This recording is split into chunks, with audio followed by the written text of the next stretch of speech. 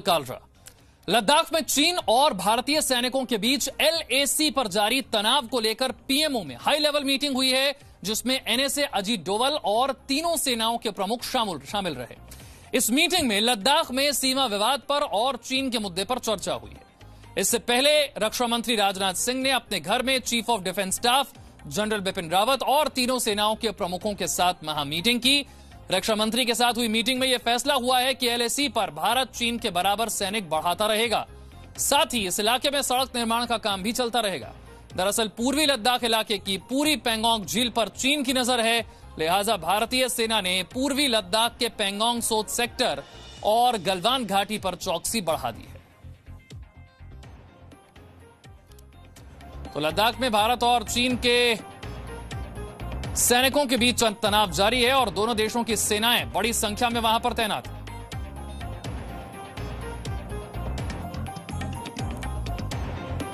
हमारे दो संवाददाता इस वक्त हमारे साथ जुड़ रहे हैं, रविंद्र और कृष्णमोहन हमारे साथ है। रविंद्र, PMO में भी मीटिंग हुई है, प्रधानमंत्री अब इस पर सीधे नजर रख रहे हैं, इससे पहले रक्षा मंत्री ने भी इसे लेकर बैठक की थी। बिल्कुल, अब से थोड़ी देर पहले ही प्रधानमंत्री नरेंद्र मोदी ने ये हाई लेवल मीटिंग बुलाई थी, जिसमें तीनों सेनाओं के अध्यक्ष भी थे और बिपिन रावत भी उस बैठक में मौजूद थे। तो जाहिर तौर पर जिस तरह से रक्षा मंत्री ने रिव्यू किया था, उसके बाद प्रधानमंत्री को रिपोर्ट करेगी और उसके बाद ही ये रिव्यू मीटिंग हुई है। जिस तरह से गलवान घाटी हो या फिंगर 4 में जिस तरह से चाइना भारत के सैनिकों के साथ बदसलूकी करने की कोशिश कर रहा है, जाहिर तौर पर यह सड़क निर्माण और शेल्टर होम बनाने की भारत सैनिकों की एक कोशिश थी, जिसको लेकर एतराज जताया था चाइना ने।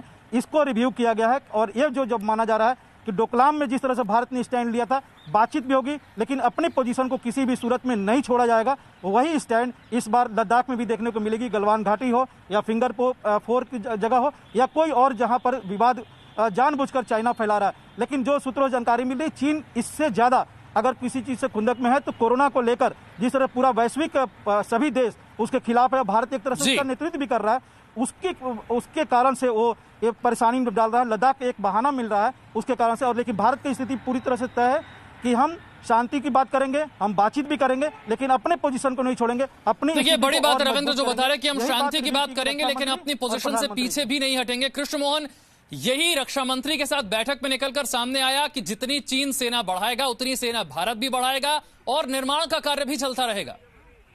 बिल्कुल साफ है ये चीज विशाल की चीन की जो आपत्ति है वो इंफ्रास्ट्रक्चर को लेकर भारत ने जिस तरह से तेजी दिखाई है पिछले कुछ सालों में, उसको लेकर चीन को परेशानी है। दरअसल 2006 से पहले लाइन ऑफ एक्चुअल कंट्रोल पर एक रणनीति के तहत सड़कें इंफ्रास्ट्रक्चर डेवलप नहीं किया जाता था, सड़कें नहीं बनाई जाती थी, पुल नहीं बनाए जाते थे कि अगर चीन हमला करता है, आगे आता है तो उसको आगे आने का रास्ता न मिले। लेकिन ये एक बहुत गलत रणनीति थी। 2006 के बाद प्रोएक्टिव काम शुरू हुआ, 73 स्ट्रैटेजिक रोड्स बनाने का फैसला किया गया था। हालांकि उनकी रफ्तार कम रही, लेकिन फिर भी एक काम शुरू हुआ। 2014 में जब नई सरकार आई तो उसके बाद इस काम ने गति पकड़ी।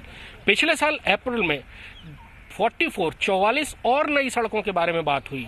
2016 में 17 टनल्स बनाने की बात हुई, जिनमें से टनलों पर काम शुरू भी हो चुका है।